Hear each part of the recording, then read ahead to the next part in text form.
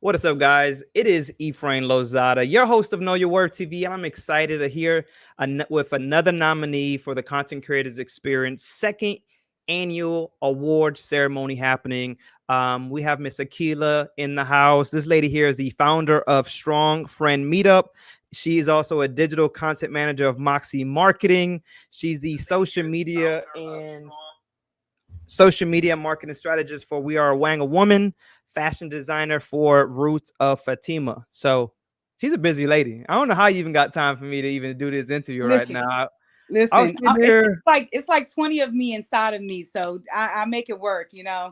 I see. You is a busy, busy individual, but you know what? I love it. I love that one that you are just a powerful woman that is able to do so much of this work. That you are a Black woman that is able to do this work as well. You are truly an inspiration for those that are going to be watching.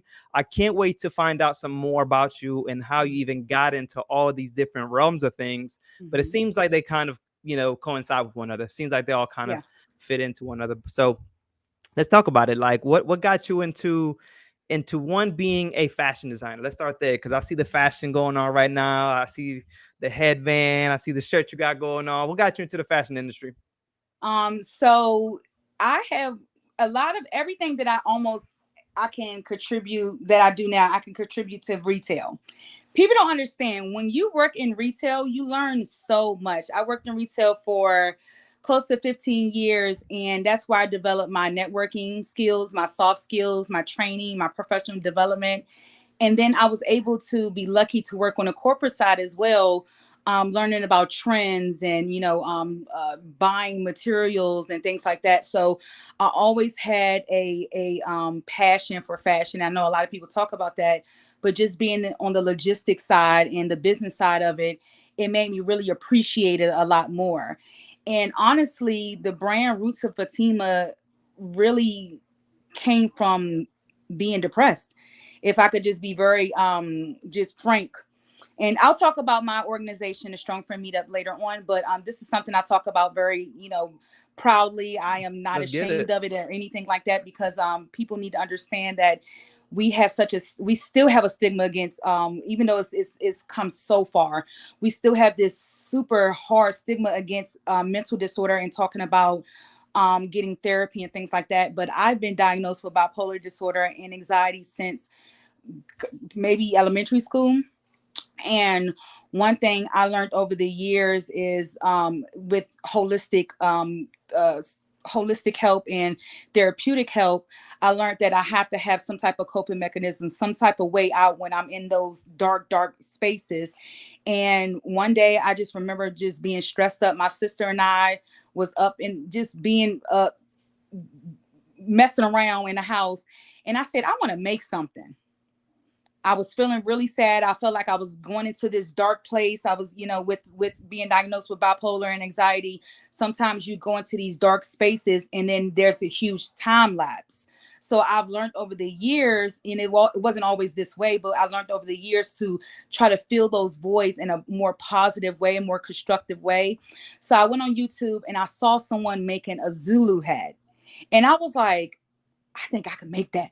Literally, it was like 3 o'clock in the morning. I said, I think I can make that. So I'm rummaging through my garage and my house and like looking for materials and things like that.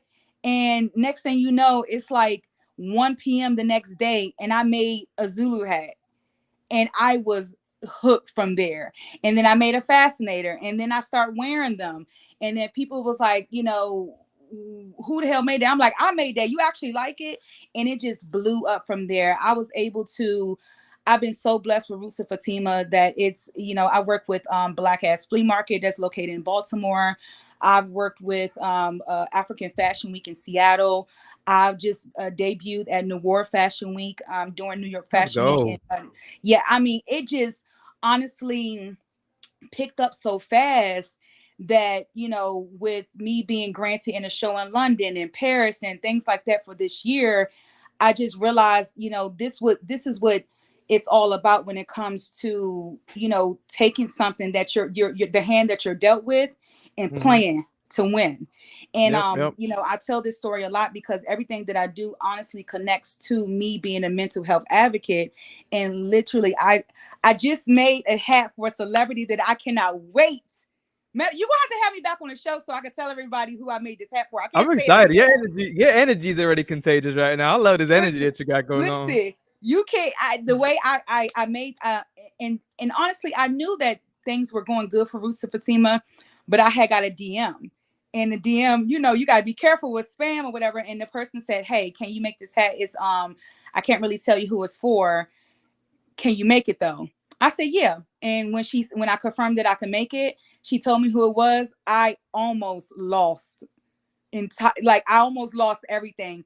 I was like, okay, so I made it, and I flew in to New York the same, like the next day. I made it overnight. I flew in, I dropped it off and everything, and I came back home. So Roots of Let's Fatima is go. is is is a labor of love, and it came out from the darkest place. So, but you know how lotuses, you know how they grow. They come from murky waters. So it was one of those things. So it's exciting. So let's do this right here. Let's do this right here. Let's show some of the like what do you, it's, how cool is this right here? You know what I That was my mean? first Like one. That's my your very first first. one? That's my very first one. And I love it. Kissy, yeah, my homegirl Kissy, who owns the Spotlight, her husband and her own this dope content creator selfie museum in Maryland. And she came, and I was doing a pop-up shop for Miss Full Figure DMB. And she said, "I want to buy this." I said, "No, that's the prototype. I can't have you take it. Like, it's not finished." I made every excuse. And she said, "Nah, let me support you." And she bought it. She didn't ask to wear it. She supported me. And her husband is one of the best photographers and videographers around. And I got this picture. When I say I cried like a big ass baby, I It's cried a so. beautiful picture. Oh, She's beautiful. The piece is beautiful. This is the first thank thing I see you. when I went to your page. I'm like, oh, she legit. She legit. Thank you. Thank So you. It let's was go. it. I see another one here. Yes, Let's go. You ain't know I was gonna come all through your social media, but I I had really to. did it. I thought this was very beautiful. So see, these are some of the pieces as well for a fashion show Okay, that you had going on. let me tell you something. I honestly, I let it come to me in spirit. I let it, I kind of have these visions, these downloads, and I just get up and I honestly make it. There might be some type of color scheme or sketching, but this particular hat I made months before that Beyonce came out. So when I saw that Queen Bee, the queen of us all, had this hat, and I was like, wait, that's the same hat. And I didn't make it after. I made it way before. I said, okay, I'm going in the right direction. So yes, Let's that was from go. African Let's Fashion Week. go. Let's see what else we have here. We got this Yep, that's my beautiful girl hat. Ray. She was at the Okay. Rose event, and that's one of my brand ambassadors. Yep, that's my girl Lola, what Another rocking a piece. Zulu hat. Let's Yep. go. I love them. I Yeah. love them. I love them. I got something creating. You Those make were this I piece as was a well. part of a yep, these were shades. Okay, yeah. This is giving me the What are the vibe. This is pieces? making me want to create. I posted that for accountability because I said I'm going to accountability. Sorry. I said I'm going to create something to honor that. Yeah. Let's go. Let's see what else we got. Let's see what else we got. Another Okay, piece so here. this piece is a Talk to me. fascinator that I made. Yeah, I made that fascinator, and it's called a Black Woman's Closet. And I made that to debut during Noir Fashion Week. And if you look up, you look close to it, when you go into a Black woman's closet, because we can adapt to any style. I just put a bunch of different fabrics together because you can't put us in a box. We're a little bit of Mm, everything, so that's a what whole that represents. story. I love it. I love it. They ain't just creating a piece. There's a story behind it. So we got Uh-huh. here, and let's This is set a up another clip hat, another from dope hat. But we got. I'm loving. thank you. Thank you. That was a clip from I'm loving African it. Fashion Week. Yeah. Mm-hmm. Okay, well, it was another hat I wanted to take a look. It was a denim piece that you had. Let's see. Let's see. Let's see what we got here. Goes the hat again. We got another one. Did you make the Yep. top and the hat, or just the hat? Yeah, I made the top and the hat. I made the top like right before she hit the runway. Yeah. Oh, you on it. We got another piece. You made, I'm guessing you made the pants. That's why we got a Yes, I side picture did. of the Yes, I pants. did. Yep, my girl Zari. I sure Come did. on. That's one I wanted to see. Look at that. Okay, let me go back to this one. Let me go back to this one. Ooh, no, never mind. I'll stay right here. I'll stay right here. Tell me about this one. Tell me about this one. Tell me about this one right here. Yeah, I got you. Don't play with me because I'm a DM you and ask for your hat size, and the next thing you know, it's gonna pop up at your door. I'm gonna make you one. I Listen, got you.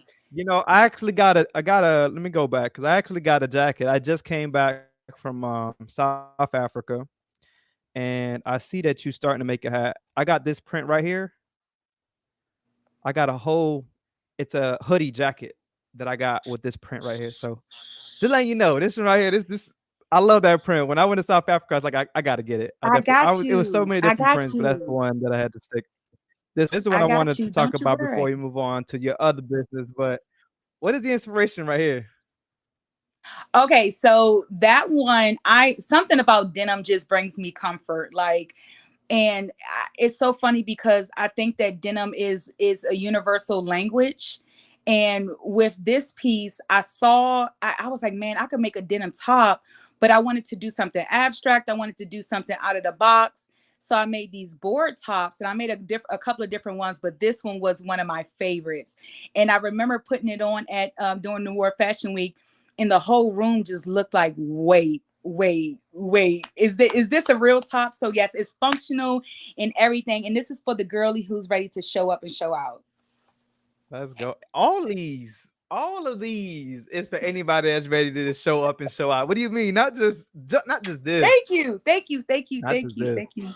All right, so we'll go ahead and start sharing right there because we could be there all day. You got some I'll pretty amazing pieces. thank you. And it's funny because as I was seeing, if I didn't go to your actual page, I didn't see all this, right? I thought it was just more of the organization you have, but then I digged a little deeper and I went to your page and I'm seeing you got accolades, you doing a lot of different things. But when it comes to the fashion part of it, how long have you been doing fashion? Man, I mean, again, I've been in retail for a long time. Then I start styling. And then in my mind, I wanted to be a plus size model. And then I realized that modeling is actually a real job. You got to be, it's a legit thing. First of all, don't play with the real models. Yep. Just because you can take a cute picture, because I can take a cute picture, but the career of modeling is so intense. I was like, you know what? This is not for me. And I started to be on the back side of it, the what's it called, the backstage Hmm. side of it. So, but Rusa Fatima is like, I want to say it's a year and a half now of me making these pieces, a year and a half. Nice. Yeah, when you talk about modeling, that is I years ago, 10 plus years ago, I was doing a little bit of modeling and I thought same thing. Like, yo, I'm modeling for Sean John. But people don't realize this is a lot of work. And when you backstage and you got to flip these clothes on, like then I was you like, got to be mentally, facially yes, prepared for it. It yes, is definitely a job. And it's one of those jobs that you may have to struggle a little bit, right? And absolutely, people don't absolutely, understand that either. They just think that you're landing gigs after gigs. Sometimes you go on months without gigs. So yeah, definitely an industry that if you're trying to get into, understand there's going to be a lot of sacrifices. But hmm, you can, like my girl right here, you can be creating the pieces and actually see it being walked on yeah. stage or in magazines and shows. Have you been in magazines yet? I have been in so many magazines. As far as Rusa Fatima's been in a couple, but I've been, like I said, I knew runway wasn't for me.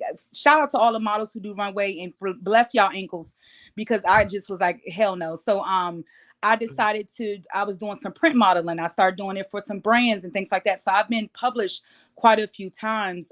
But for right now, for Rusa Fatima, it's growing so much. It's so much. I just can't wait for our part two. I'm going to manifest our part two so I can tell Yes, you the progress of what's I'm ready. happening.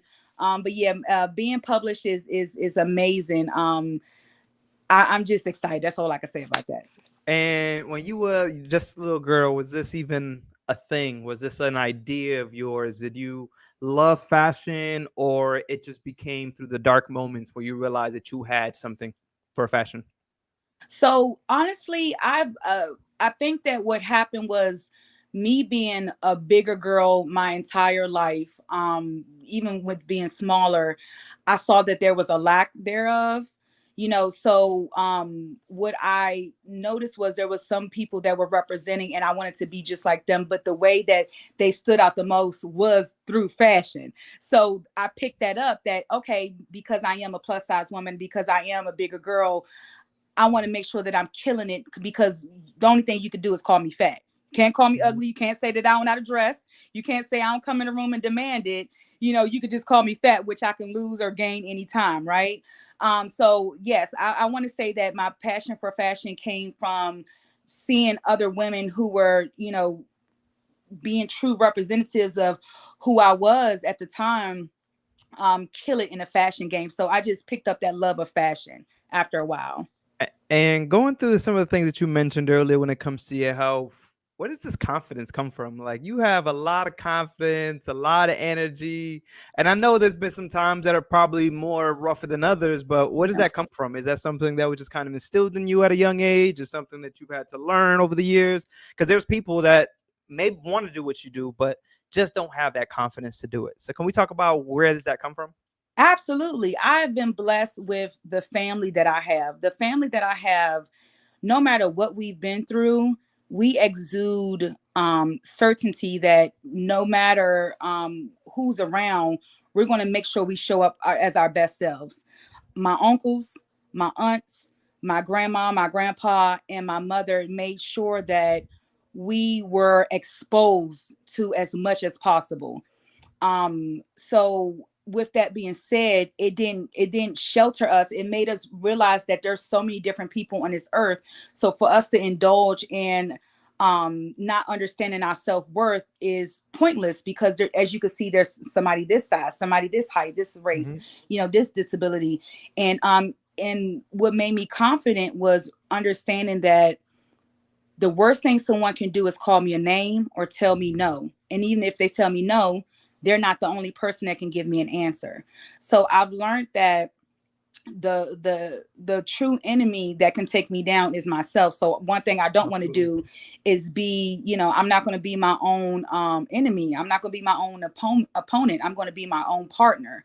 So I really started to understand like self-worth, and my family has been so supportive. My sisters, oh my gosh, my sisters are my backbone.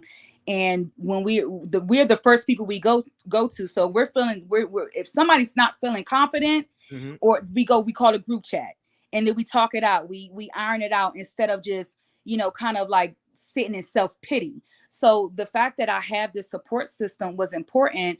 But the one thing that, when it comes to my confidence, I have learned that I am the only person that can take me out. Is me versus me. So that was, it's me versus me, and I had to learn that in a very early age.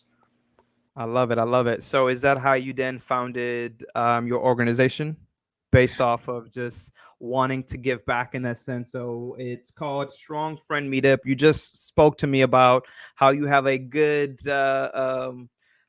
circle of friends and family. Is that why you decided, you know what, this is what I have, I want to create the same for others?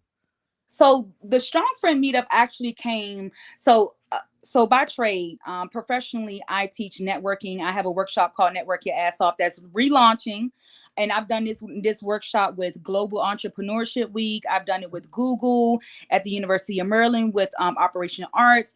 I did it in Canada. It was a traveling workshop, and the importance was to teach people the actual foundation of networking. Like, don't slide in my DMs and say you want to work with me, but didn't say hello, didn't greet me. Don't send me a Mm, text message telling me to come to your event, but you didn't say, hey, I would love to invite you to this event. yep. Don't go to these events and just take a picture. You actually have to go and network and connect, and make sure you Mm, follow up between 24 to 48 hours. So these are the things that I've taught in my workshops, because a lot of creatives and entrepreneurs lack the understanding and the foundation of networking.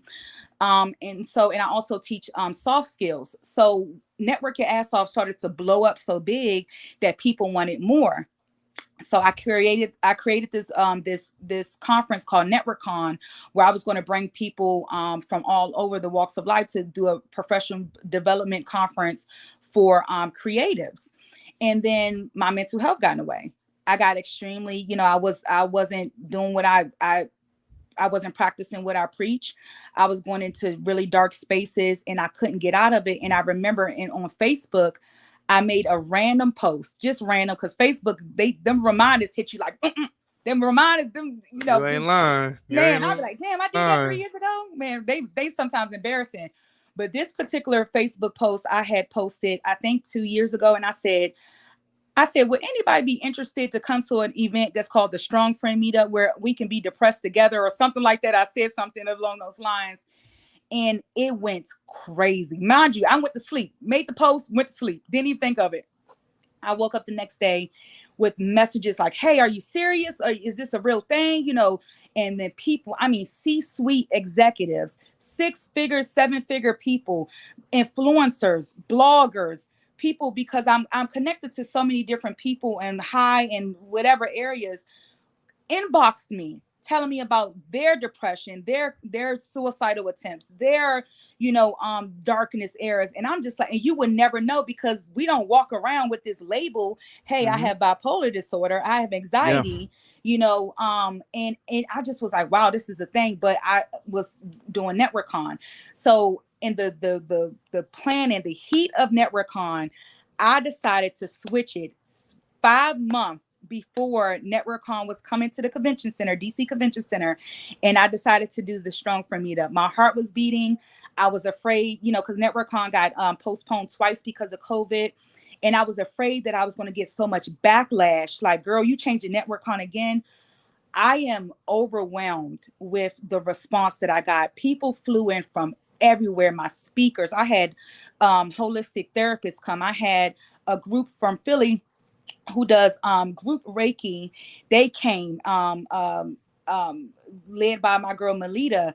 I have oh my, I'm just thinking about it gives me chills, because people don't understand how much it takes to put on a production, but people don't understand how much it takes to put on production and change the entire concept. Mm-hmm. And people came from all over. I mean, I had over 30 speakers.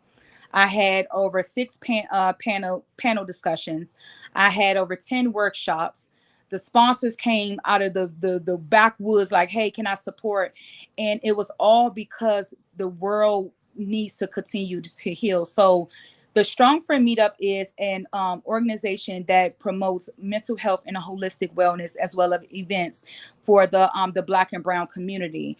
And the way that people needed healing and came and flew in and took trains and drove hours to come to this event, that had they don't know me. Yeah. It just made me realize that I am, it just put the spotlight that I am not alone. There's a lot of people hurting. There's a lot of people who need healing. There's a lot of people who need direction into their healing journeys.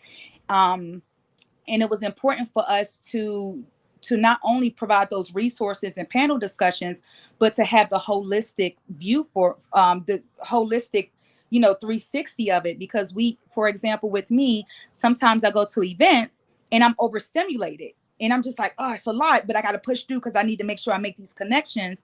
So what we did was, we had like a whole wing at the convention center. At the end of it, we put a meditation room. And in Okay. the meditation room, there was no speaking allowed. There was no, it was low lighting. It was therapeutic music. There was pillows. There were yoga mats for people who just needed a break. And which again, this is something that we can do at any event. We could do a pop-up meditation room, because when you go to these events, sometimes it's a lot. You don't want to Absolutely. leave. You just need a second. Mm-hmm. So that's also what we did, our group Reiki session as well. So I know that Listen, was a lot, but that's listen. I don't even honestly. know why I'm here. You got this whole show by yourself. Like, no, that was some good. That was some good stuff. I'm just still trying to figure out, like, we only two businesses in right now. All right, we still haven't even spoke about all these different things. You talking about part two? We definitely don't need a part two, because there's a lot of Part information. two. But I really just want to tap into you creating this event by just a post that you've seen, right? Like, people don't understand sometimes. They have an idea, they put Mhm. it out there, but they forget to execute. Yeah. Oh man. So when it comes to execution, there was a couple of things that I just really want to tap in. It was the execution, it was the network and communicating part, because that's another huge thing. I'd say Mhm. that all the time. If you don't know how to network and communicate, you're gonna have a tough time. All right. Absolutely. You can be as great as you think you are, but as you mentioned, if you slide in the DMs and you don't know how to communicate, then you lost, right? You don't Yeah. get to that next level. So can we talk about I want to talk about execution, I want to talk about networking, and I want to talk about communication, right? Okay. Especially execution, because you executing right now at a high frequency. So go ahead and talk to me about those three things. I'll Okay. let you, I'm just gonna be here and just listen. That's it. All right. So execution for me, I learned a lot of that through failing. People don't understand. It doesn't just come to you. Sometimes you have to put yourself out there and fall. But it's okay because the lowest place you can go is the ground that you just fell to. So Mm-hmm. what happened years ago when I realized I didn't want to be a model or blogger or vlogger, which it was really popular in the plus size scene. I decided to do something called social media correspondence, where people would I would come and do social media takeovers for your event and do live coverage. Not like, hey y'all, but like actually do it, because again, I learned early on, as far as execution, that when you get people that want to sponsor your event, you have to show them what you're giving them, right? And unfortunately, you can talk all you want, but a lot of people are going to want to see something on paper, aka social media. So it started to pick up so fast. I did, events as big as District of Curves and the Curvy Fashionista Expo. And but again, execution comes from learning and hustling. I was begging to be a part of these events. We don't have a budget. I'll do it for free. Come on, let me do it. I'm doing my makeup in bus stations and Starbucks and airports and things like that. But when I was doing those things, I sat and I looked and I learned. I learned when I was a part of these huge events. I looked at the logistics. I looked at the team. I looked at what they needed. I looked at their marketing strategies. I sat and I just listened and I observed, I took it all in. And the biggest event that I did was, which really catapulted my career and took me to the next level. And then people was like, oh, you're not just doing social media, because that's what they did to me. She just doing social media, was the Amber Rose Slut Walk.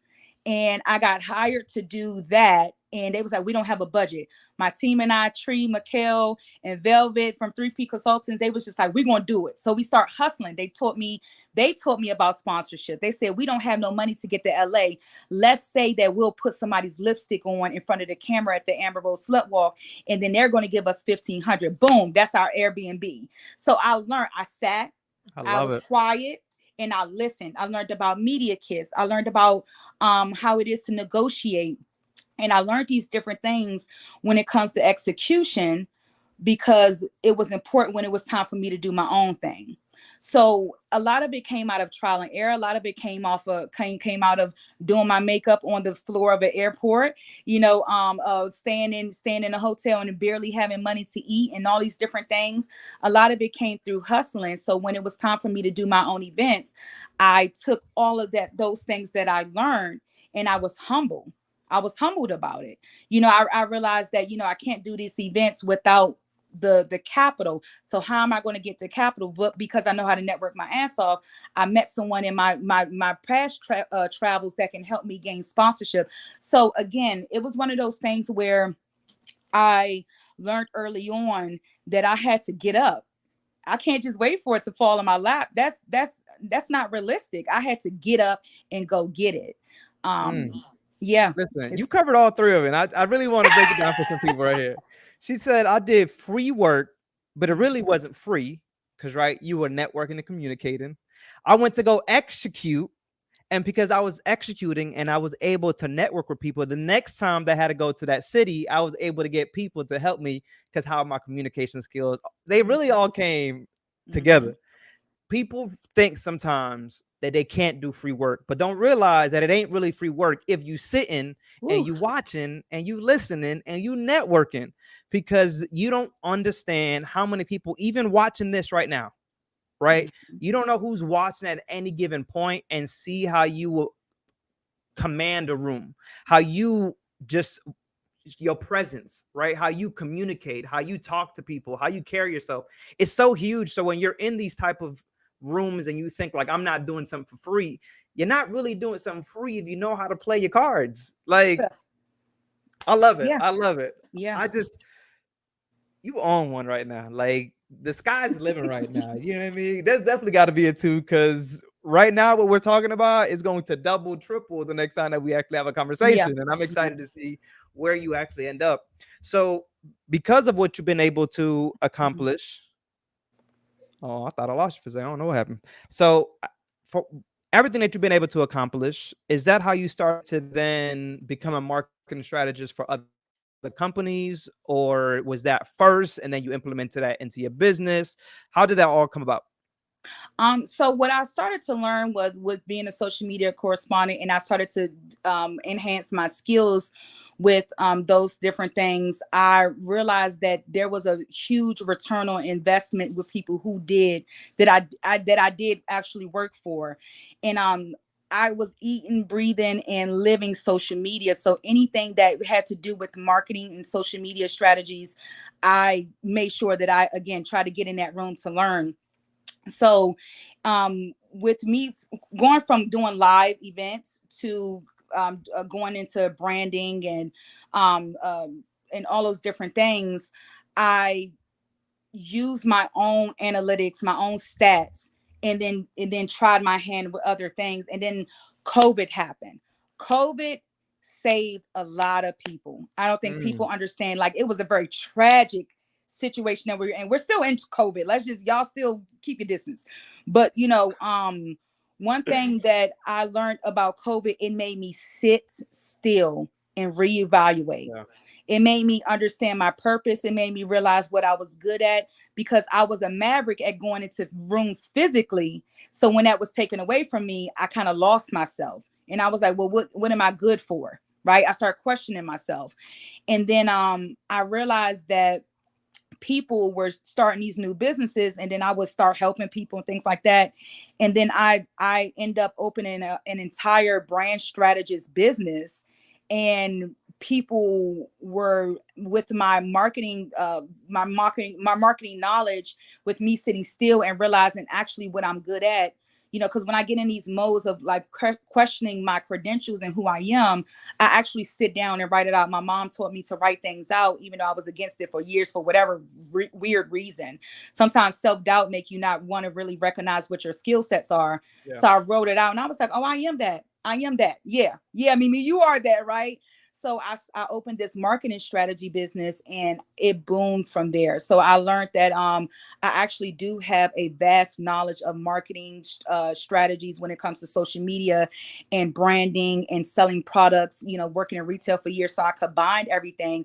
And then next thing you know, I'm working for these different organizations and companies. Mm. And, I just had a meeting, and I was told that everything I was doing was right. And that felt really good.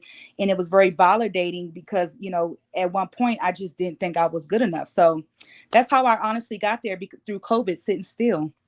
Yeah, no, for sure. We actually had yesterday's guest, same thing. Her social media didn't take off till pandemic time. You know what I mean? So Hmm. while there was definitely some tough times for those that had to experience sitting alone, there Hmm. was those also like yourself that sat in a room quietly and really was able to find themselves in a sense, right? And Yeah. realize what is your worth? What am I really good at? So I'm so happy to see that that's exactly what it brought to you. We hear a lot of different stories, but there are some good stories in it. Yeah. So thank you for sharing. But did you do you have you come from a family that are entrepreneurs, of business owners? Like, where's this entrepreneurship come from?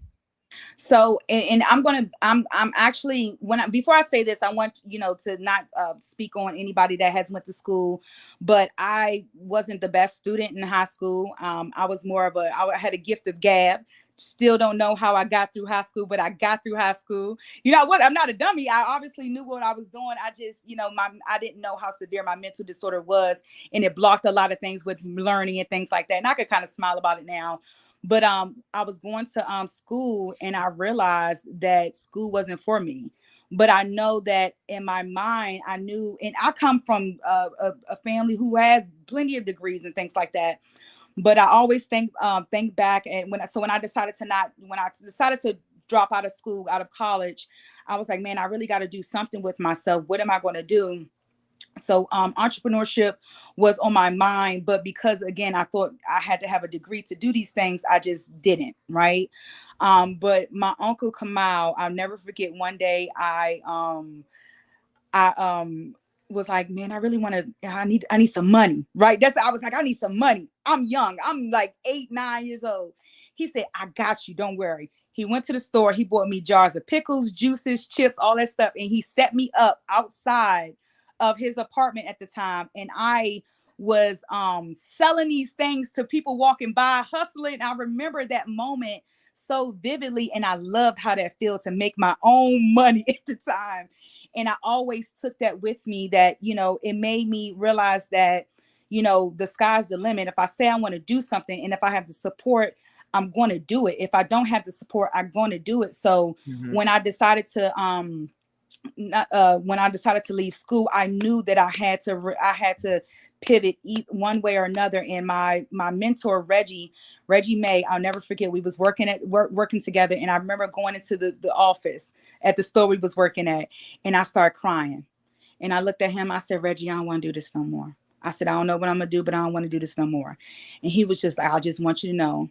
He said, whatever you do, he said, I'm not gonna be mad. You can leave, because he vouched for me to get this job back. Yeah. And he said, you can leave. He said, but just know that you're about to be in, you're going to just get used to being in uncomfortable spaces, but don't be scared of it. And this was years ago that he told me that. And he never lied, because entrepreneurship is uncomfortable as hell. It You is talking right now. You talking. y'all think this is easy? Please, Mhm. it's not. Everybody wants to be You get entrepreneur until they fall flat and then realize, like, wait a minute. How did I get here? How did I get here? The rejections, the people that you think are going to support you are not going to Yep. support you. The understanding of marketing, the understanding Mhm. of being your own spokesperson when it comes to selling your products, the understanding of the money that you're going to put out, the money you're going to lose, how many times you're going to fall, how many times you're going to have to rebrand. It is not easy. It is Mm. not easy. Talking And good you stuff right now. listen, and then don't get me started on imposter syndrome. When you're realizing, when you're sitting here comparing yourself to the person on social media who's out there wilding out in Mexico, and you're like, man, I want to be like them. They got a business. Why can't I be like them? But you're comparing yourself to somebody who actually isn't doing that well. Mhm. Don't and you're comparing yourself to people that are on social media, when social media is a facade. I want you guys to understand that. Right? It's been plenty of times I post a picture and just had a mental breakdown right before, but because I have to be consistent on social media, because I have branding partners, it's one of those things. So it Mm. is, you have to be okay with being uncomfortable as an entrepreneur. You have to be. You have to be. That's good stuff. And it's good stuff, and I'll tell you why. Because there's a lot of similarities in what you just said. Look where we're at today, but I barely passed high school. All Mm. right. I agree that college ain't for everybody. Some people do it because your family pushes you to do it. Some people do it because they just don't know, right? They go get degrees that do not mean nothing for them.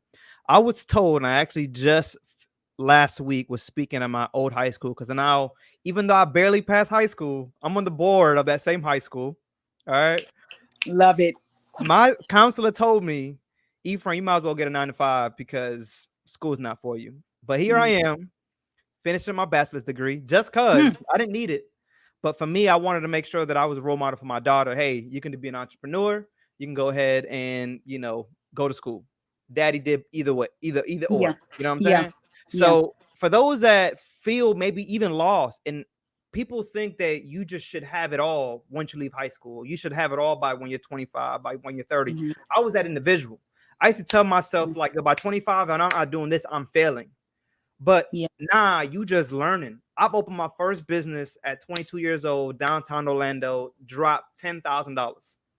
I didn't have 10,000, but I had good credit. All right. I Mm. was learning. But again, I learned. I opened up another business with a family member. I learned sometimes you can't do business with family. So Listen. every single time that you're going through these, dark times, or you're going through these failures, my mentor told me that L that you're taking is not a loss, it's a lesson. Mm-hmm. Take Yeah. that lesson and do it again. But now, because you learned already, you ain't gonna make that same mistake. And Yeah. people lose and fail that first time, and they forget to get back up and be a better version of themselves. So what you're saying is so deep, and I want people to understand that, like you said, we get on social media and everything looks good, but there's a story behind it all. There's Mm-hmm. that times that we are doubting ourselves. No matter how much confidence we're showing right now, we can get off camera and still be dealing with, maybe finance issues, Yeah. relationship issues, whatever it may be. I've been there. So if you don't think that she hasn't been there and I haven't been there, and the people that you're looking at social media haven't been there, you just don't even know. All right. Yeah. So I love that you said do not compare yourself to the next person, Yeah. because the next person's dream and the next person's plan is not yours anyway. You know what I mean? So you talking some good stuff right here. That's what I'm saying. Like, this is definitely part two, because I just feel like there's so much more to talk about. What do you find the time? Like, you're Um, doing so much. Where do you find this time? so yeah, so let me tell you how, and by the way, I'm actually going back to school off the strength of because I want to go back to school. So I love Oh, that you said that, like come to be a on. role model. I finally decided that am I about to be 35 years old? You know what? I'm just gonna go back to school. Same. Um, I'm 33 years old. I didn't think I was gonna go to school. I didn't. It was not part of my plans. it You know what I wasn't mean? But part of the plan. But like you said, but look, you speaking at your high school, I've spoken at high schools and I've spoken at two colleges. And I got a job offer at a college. I said, this is lit. But like you said, I definitely going back to school just off I have a different mindset. But as far as time, there was a time where I was burnt out. So again, just to go back to talking about hustling and doing free work and things like that, I was so eager to be a part of so much that I would mentally and physically burn myself out. And then I had to learn that not every opportunity is a good opportunity. Sometimes you about to get used, that's girl, true. guy, girl, whoever, you about to get used. So Mm-hmm. make sure that you also value who you are regardless if you have the experience or not. But I do have a good balance on time. I learned so much about duality when it comes to me and what I'm trying to accomplish in my purpose. I'm taking courses through the brand Wonga Woman that I work for, and it talks about going pro and purpose and things like that. And it's teaching me those things, learning how to balance my self worth, not balance it, but understanding my self worth, so to know that what, I'm not going to respond to you right now, even though this is a great opportunity. It's going to be there, because we already sealed the deal. So I'm going to actually sleep instead of being so eager. And so I really honestly just started to put me first, and that was the solution. I love it. I love it. So, listen, we talked about all the great things, all the positive things, and we can continue to talk about them. And I'm pretty sure we're going to get back on another live and do it again. Mm-hmm. But entrepreneurship, I want to talk about some of the struggles that you've had to experience. All right, Okay. because people see that you right now top notch in 4 different businesses, but talk about those times that maybe you hit a rock bottom, or that you may have lost something that you weren't ready to lose. Can we talk about some of those moments that you thought Absolutely. to yourself, maybe a 9 to 5 job ain't bad at all? Can we talk about those? Absolutely. Matter of fact, I work for Moxie Marketing, which I'm super blessed to work with Corey. And again, with me having my own firm and things like that, it feels good to work with a company that values who I am. Hmm. But for example, the reason I came to North Carolina, I'm born and raised in the DC, Maryland, Virginia area, but I had an opportunity. Learn, people, learn then every opportunity is for you. And I moved, it was in North Carolina. So I packed up Hmm. and moved everything. The money sounded good, but the money is root to all evil. I'm trying to tell y'all something. But and I came out here and I was working and I was the most depressed. I was the most um I was physically sick. I was mentally gone because the environment was very it wasn't good for my spirit, it wasn't good for my mental. But because the money was so good and I was funding my other businesses through working, X, Y, and Z, Hmm. I stayed on. And something very tragic happened with that. And I went to the deepest place and felt like I couldn't even dig myself out of. And I think that if I didn't, that's when I started Roots of Fatima. If I didn't start that brand, I don't know where I would be. I feel like that I would have eventually, Allah would have definitely pulled me out of it eventually, but I would have been in there longer. And I think that, with me being a consulting and taking that contract on, it was one of those things where it's like, again, as you know what's good for you. You know what's not when you got to question it. Yep. And I questioned it, but I still went for it because the money was immaculate. So I remember telling myself that I will never be in that position again. I would rather be making half of that, a quarter of that, for to have my sanity versus, me questioning my moral, being my questions, my moral being questions, or my integrity being questioned, even though I came in with a pure, a pure heart, a pure soul to actually help accomplish goals. So I think that when we think about the darkest times, it really comes with, you knew damn well you shouldn't have been there, right? So that's where a lot of my darkest times come from. Like there was another time, if I could tell another story, there was another Yeah, time absolutely. when I someone presented an opportunity to me. I heard a lot about this individual, but I'm one of those people that like to see it for myself. You can't judge everybody, Yep. but the facts were there. But this particular opportunity was going to take me to the next level. I'm young and dumb and just ready to go to the next level. I still took it on, and I got there. It was nothing like it was presented to me, and Mhm. and I knew it. I knew it in my spirit, but I still had hope. I still went in there with a selfish mindset that they could do whatever they want. I'm going to use this to my advantage. Mhm. But people don't understand, once you connect yourself to something, it's going to be very hard to detach yourself, because that the outcome of that event is going to be attached to you because you were part of that. So it took a long Mhm. time to get that stank off of me, because a Mm. lot of people was like, well, didn't you do social media for them? I'm like, yeah, I did, and I mean, it was a terrible situation, and it also made me step back from doing a lot of things. So those were some those were some tough times, and but it what I got out of it though was that, again, opportunity, every opportunity isn't, for every opportunity that's presented to you is not, the grass isn't greener. And it also made me realize that I have to trust my intuition a lot more. I have to trust, Mhm. I have to really indulge in my gift of discernment. And it just really taught me a lot of lessons. That L was strong, but it was for the lessons that I learned. Yeah. Girl, you talking some good stuff, and we already about 50 minutes in. I could ask so many other questions, but because of time, I do want to just ask the last question, which I ask everybody before we close off: is what was that know your worth moment in your life that you was like, oh yeah, this is it, I got this, it's in the bag. um my worth moment is when I went to, honestly, there's so many, but I'll tell you this one particular one. I was at the Amber Rose Slut Walk. So mind you, this was the biggest one, the biggest event that I was doing social media correspondence. And I remember the team was like, oh, that's just the girl that's doing social media. That's how they greeted me. Didn't want to know my name or Mhm. anything. Amber Rose was nice as hell to me. She was sweet as pie to me. And I remember that during the walk, there was an actual walk. I was in the middle of the press pit, right?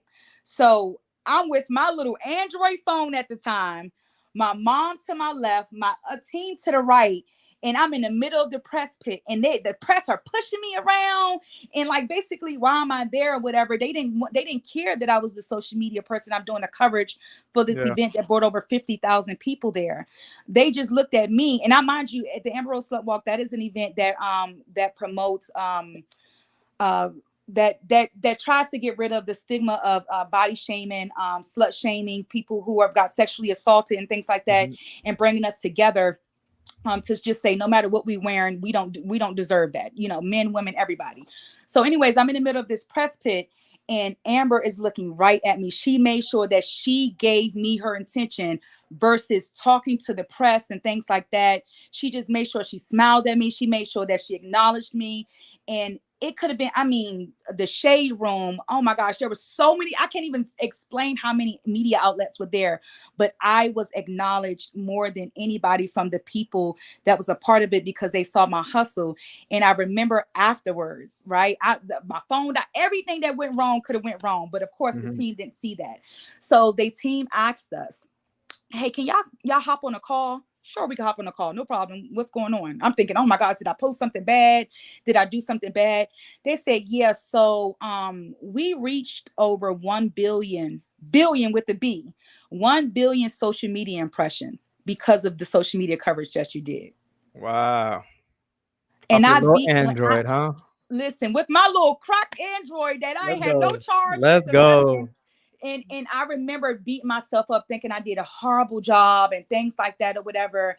And I got invited the next year. It was one of those things, and I just was like, wow, I really can do this. So Mm, that was my know your worth moment to I realize love it. that no matter what, you can just do it, but you got to stay persistent and consistent. I love it. I love it because you talk about what you done with your little Android. And so Hmm. many people think that they need they can't do something because they don't got the newest iPhone or they don't Yeah, got this, they don't got the other. However, you got to start because when you yeah, first start, that's when you're going to be able to learn and then save up for whatever it is next. yeah, But if you don't ever get started, how do you know what you need? How do you yeah, know where you can actually take yourself? That yeah, little Android, that know your worth moment got her here, where yep, now she's doing things for high end celebrities, where she's in, publishing in magazines or wherever it may be, where now she's doing marketing for other companies, where she's able to put on her own workshop. And let's talk about the workshop before we go. Where is the workshop hosted?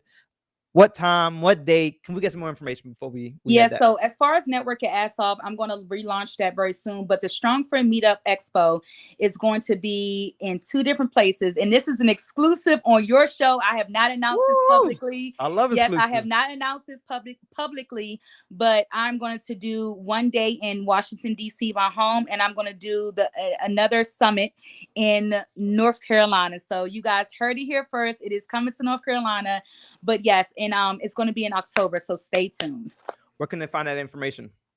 You guys can follow me on Instagram. I got everything through my Instagram at the Fuller Side of Things.